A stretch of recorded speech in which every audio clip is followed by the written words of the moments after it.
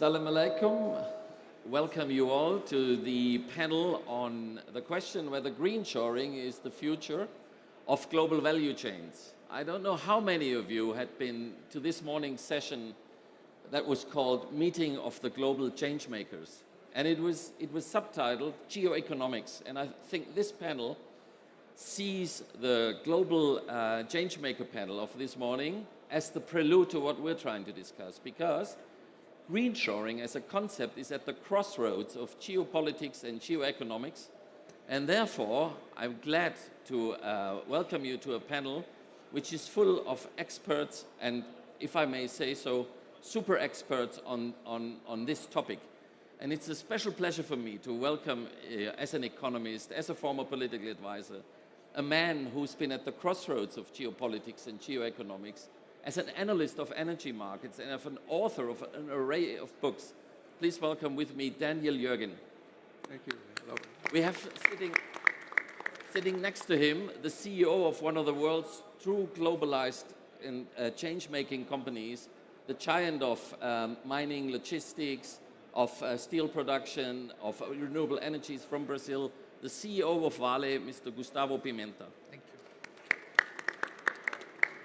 Next to him, familiar to one or two of you here in the room, the CEO from Aqua Power, a company that over the last couple of years has changed the face of Saudi Arabian and regional energy policy, and he will continue to do so in Europe. We will hear more about it from him. Please welcome Marco Arcelli with me. Next to him, I welcome His Excellency Khalil Ibn Salamah, the Vice Minister from the Ministry of Industry and Mineral Resources.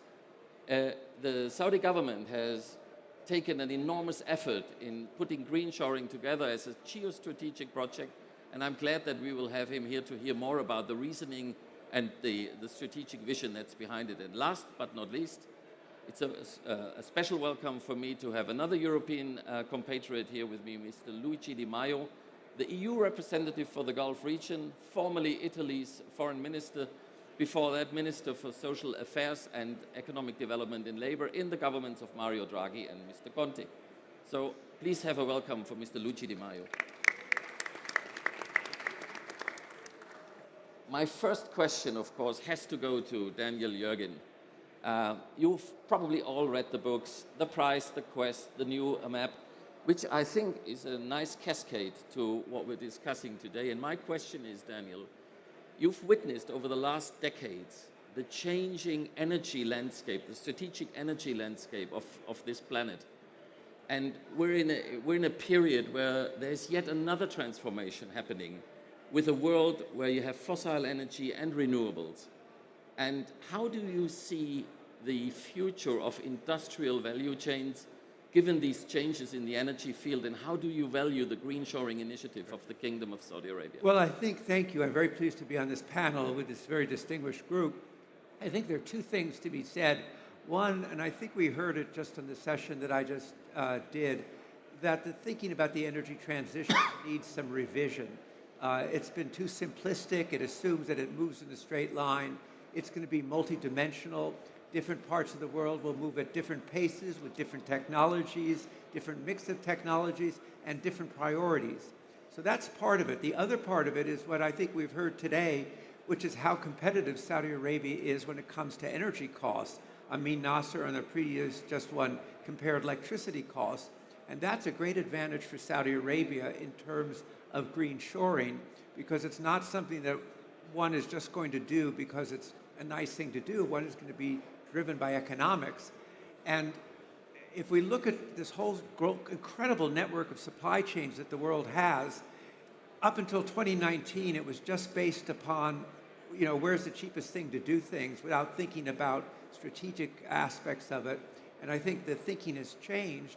And obviously, green shoring is very significant, particularly because Saudi Arabia brings something very important to these supply chains.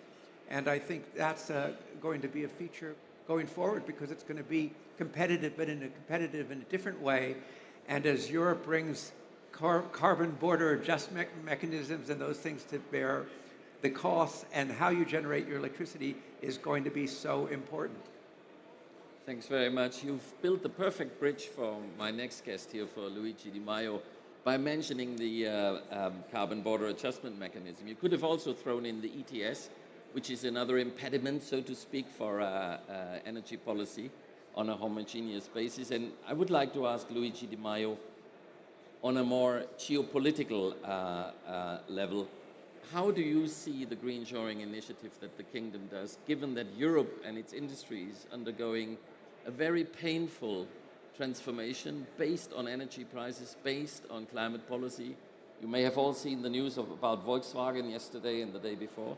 So where do you see the win-win situation?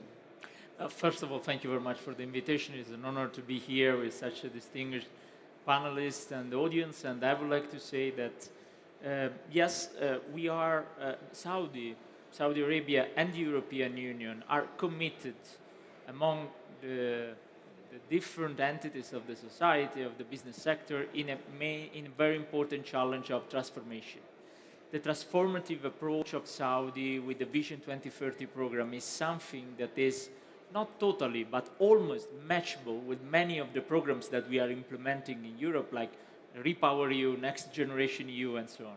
I think that despite the painful transformations that you mentioned, even during the last summit in Brussels 2 weeks ago, the first ever summit EU GCC, where His Royal Highness Mohammed bin Salman attended, it was clear that our cooperation on the green sector, on the energy sector in terms of renewables, in particular hydrogen, and even for the climate diplomacy, COP29 and so on, was at the core of the final statement of the leaders. And this it means that in the next year, probably, thanks to these programs that we are implementing in parallel, we will have more and more opportunities to share cooperation. Where, for instance, if we look at the hydrogen ambitions of the European Union, we are going to produce by 2030 10 million tons per year of hydrogen, but we are going to import, according to Repower EU, other 10 million tons of hydrogen. And it's clear with my connational and very good friend Marco and the other actors of this sector, it's clear that Saudi was a reliable partner in terms of classic energy during the last decades for Europe, and it will be for sure a reliable partner and a very important partner for hydrogen in the future, even because by 2030 Saudi wants to be the main supplier of all level of hydrogen. So I think that we have many opportunities in common, and this is why European Union and Saudi Arabia, the Commissioner and the Minister of Energy, His Royal Highness Abdulaziz bin Salman, are negotiating an MOU for the energy cooperation that it involves everything, from the fossil fuels to the renewables to other kind of sectors, as the climate cooperation at multilateral level. So I don't think that there is a competition. There is a good opportunity to work together. Thank you very much. This leads me to His Excellency, the Vice Minister. If we from the outside of the kingdom look at your country, and if we analyze the Vision 2030 in its decarbonization ambition, it is almost a breathtaking endeavor, and the numbers are mind-boggling. Trillions of dollars until 2030, by which time the per capita renewables production capacity will be 3 times that of the EU. And already now the PV costs are a seventh of what they are in the EU.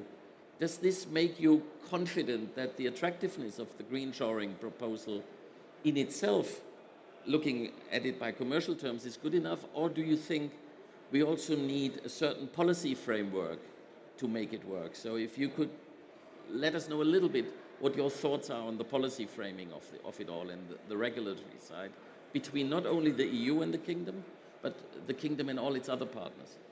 Yeah, great question. I think last week also we concluded a very important event with MIBF in collaboration with the UNIDO.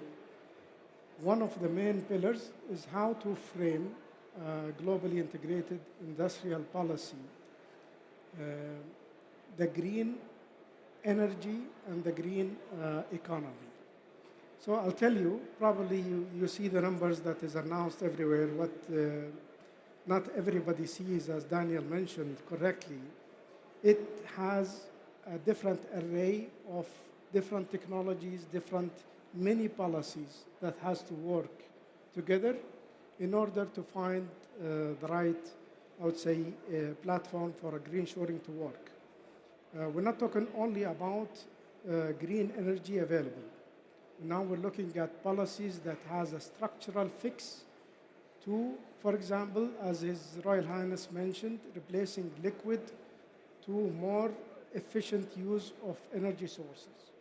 Electrification, connecting the gas network to almost most of the industrial cities.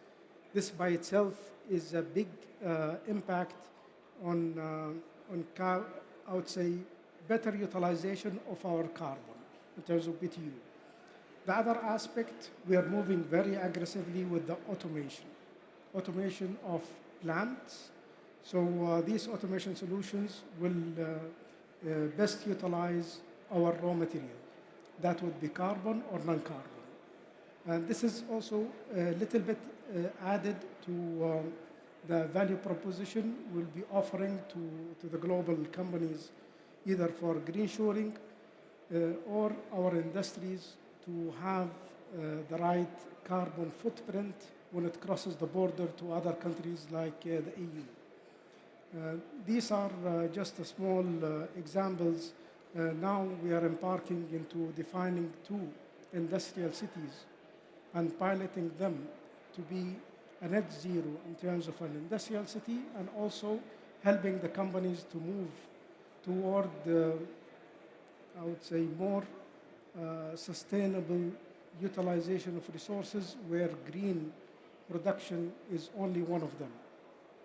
I think you've made an extremely important and at the same time overlooked point, which is you can earn money by selling carbon, but you can make as much money by decarbonizing the world. And it gives me the perfect episode that the European House Ambrosetti 2 years ago, together with Eni, the Italian energy company, did a study on a decarbonization roadmap for Europe, which was then dispersed all over Europe. And it proved the point that not only can you decarbonize and reach your goals prior to 2050, no, you can also make money with it. And I think it's something that the kingdom has understood earlier than other countries. And it's something that we as Europeans have probably to take back from FII more vigorously. Now, I love the world of football. You have to excuse me. And if I may say so, we're now going to the players on the pitch because supply chains consist of companies supplying each other with stuff. And I would like to start with one of the 2 super players here, from Brazil, of course. The other one is from Italy. You could tell. Best teams. Absolutely. I'm not sure. I hate to say, I have to admit it at the moment. No, going to Gustavo Pimenta. What is your view on the potential of Brazilian companies such as yours, Vale, in this decarbonization and in this green shoring game? Because your country, like Saudi Arabia, has a huge potential for green shoring. Do you see similarities? Do you see parallelities between what the kingdom does and what your country might do? So first of all, thanks for having us. Appreciate the opportunity to share a little bit about our story. And yes, we have a lot of similarities. I think the first one is the fact that Brazil is a superpower in terms of renewable supply, right? 85% of the Brazilian grid is already renewable, being a combination of hydro, but there's immense potential for solar and wind. And what we are seeing as an enormous opportunity, as we were mentioned before, is about our ability to become a major provider of hydrogen, right? That can be used for industrialization of Brazil per se, but also can be used to supply other markets like Europe, right? Brazil has the potential to be one of the major providers of hydrogen at competitive level, at scale, that very few countries have, because we do have the 24/7 renewable availability. There's another element which I think we play a role in the whole decarbonization, and we'll talk later about mining, but we play a role in the whole global decarbonization, which is the ability to provide metals for transition, right? Being then high-grade iron ore, we have the highest grade iron ore deposits in the world located in Brazil. And the higher the grade, the lower the energy intensity once you go for steel production, which has a very large contribution to CO2 emissions. So we have an enormous potential to supply the world and help the steel industry to decarbonize with the supply of our products. The other angle is the critical minerals, being copper, nickel, cobalt, and many others, where we also have an enormous potential in Brazil. In fact, I mean, to your point on similarities and potential partnership, we've signed an agreement last year where we have PIF through Manara, Madden and PIF through Manara Minerals joining one of our platforms, which is we call Valley-Based Metals, the energy transition metals business, because we both saw and we both see an enormous opportunity, almost infinite demand for electrification, for example, which would create a tremendous amount of demand for copper, right? So copper has an immense potential. So we see a lot of opportunities where Brazil can indeed become a supplier of green solutions, being hydrogen, being metals, and drive the economy to a lower carbon footprint. In the preparation for this panel, I learned that it's not Russia and it's not the United States that have the biggest fresh or sweetwater reserves. It's your country, Brazil. Yep, indeed. That is something that will play a huge role when we talk about the role of hydrogen going forward. Certainly. Marco, you are one of the few top executives that has at least a dual background. You know the European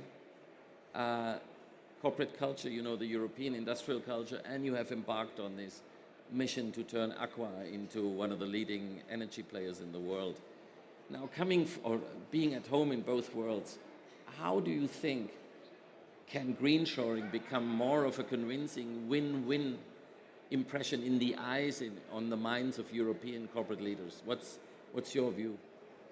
So this morning we started the event with Nessun Dorma, no? And that's exactly what we have here in Saudi Arabia. Nobody sleep. Yeah. There's so much going on that really what you see with Vision 2030 now is effectively a Marshall Plan concentrated in 5-10 years instead of 20 on all the fields. I see the energy field, but all the others are the same.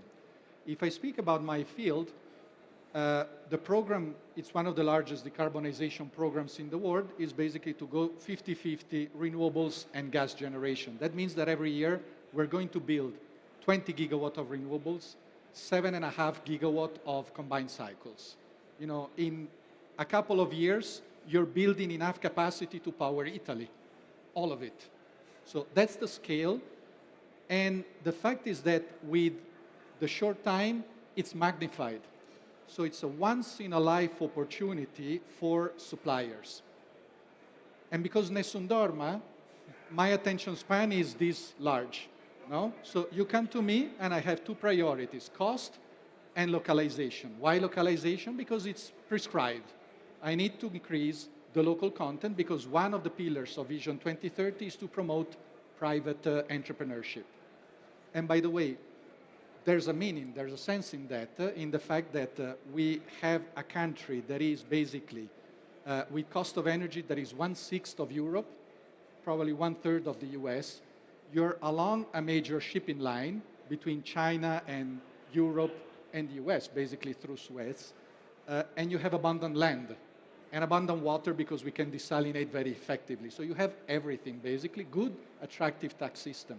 So in itself is a great place to come and site your manufacturing. But if I complement with the other fact, all the activity that is going on here, and I would say also the overall process and progress that we're making in the MENA region, India, so everything that is closer and centered around this place, what I tell my suppliers is you can come to me and talk about two things, price or local content. If you talk about local content, price becomes the second lever. What would you like to do? Now, so I think that there is a great opportunity for European suppliers to come here and site the production in a supply chain where you can still do the assembly elsewhere, And I think that we have very great examples now. The Japanese came to do membranes for desalination that now they're exporting throughout the region. Chinese came to do wind turbine manufacturing, solar panels, inverters. The Americans came with the trackers for the solar fields. And now Pirelli came for a plant. So you see that we start to see also Europeans coming, which is basically part of a global supply chain that they're putting together to serve the world. It sounds as if the next phase of globalization is becoming a bit of a value-added redistribution and equalization. But I'll come back to that in a minute, because I want to ask Luigi Di Maio, in his capacity as the former Italian foreign minister, and all Italian foreign ministers are always key European foreign ministers. Are you worried that there is a certain intellectual complacency, not only in Brussels, but also in the capitals of Europe, in overlooking what is going on in the larger region here? And on the contrary, do we not have yet another chance, what failed under Sarkozy, to rebuild a larger Mediterranean strategic area with Europe and the GCC region in Northern Africa? I think that we have some complementarity opportunities on both sides that in a way or in another will create a huge bridge between this region and Europe, even despite the politics, if I may. We were in politics both, and so we know how it works. But I think that now the most important job is done by the private sectors that are meeting, are creating, and are developing new projects between both sides. Then there is the politics. There are the governments, there are the institutions, and so on. I think that if we look at the situation in the entire Middle East, we are wrong when we try to classify the Middle East as only one region. There are several nuances and several even visions of the rulers. The Gulf region in particular, the Arabic Peninsula, is something that is, as Marco was saying, is the perfect mix, because there is a land of opportunity, and I would like to add many initiatives, as we said, and the very low age, because we have in countries like this one, if I'm not wrong, there is almost the 70% of people that is under 35 is something that is very important even in order to develop very new idea and initiatives.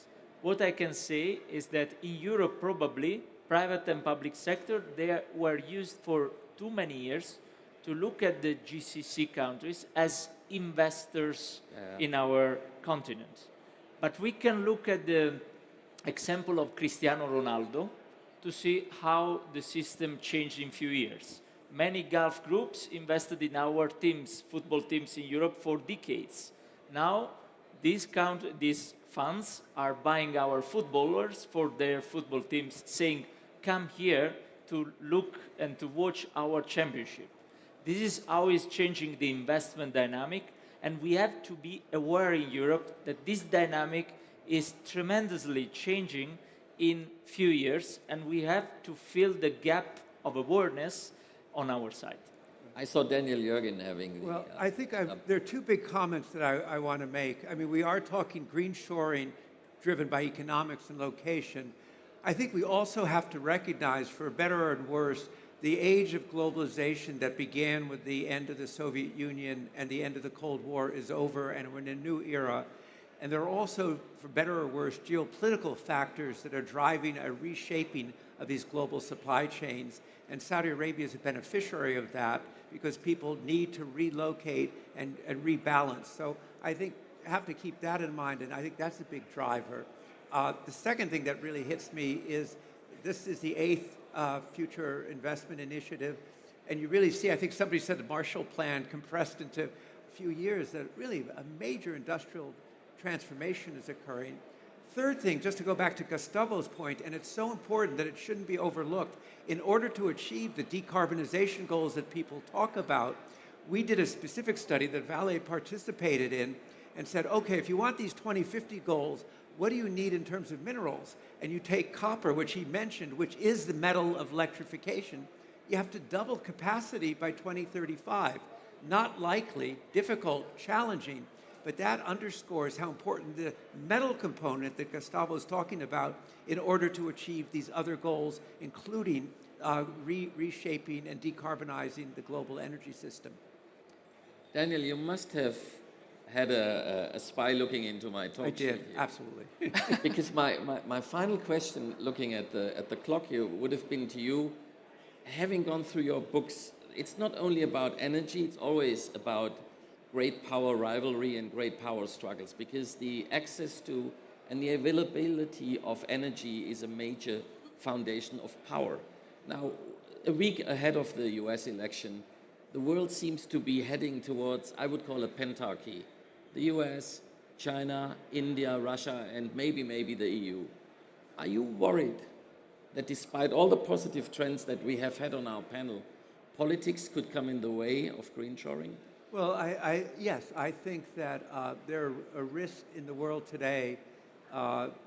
You see one thing after another, and I go back to the new map. I wrote this.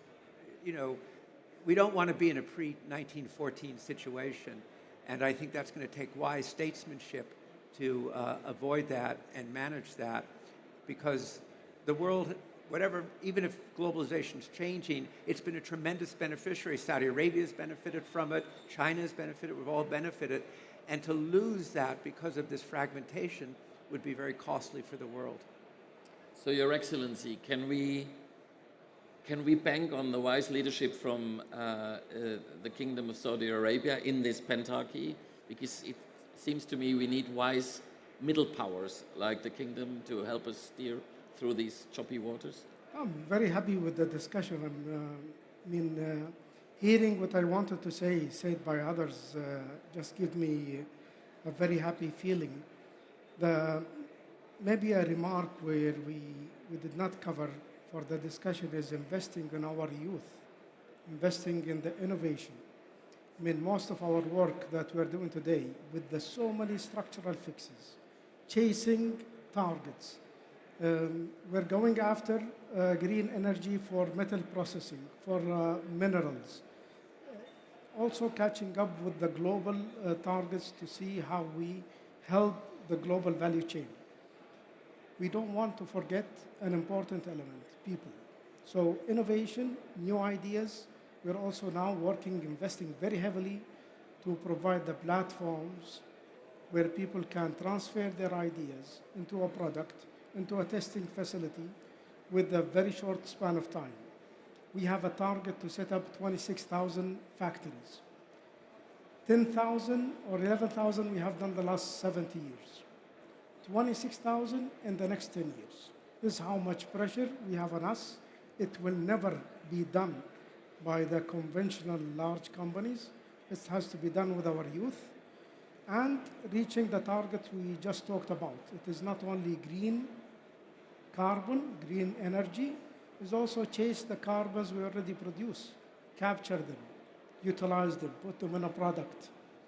So the policy, I would say complicated nerve system in a body, in the terms, in the look of a policy, is our top priority now.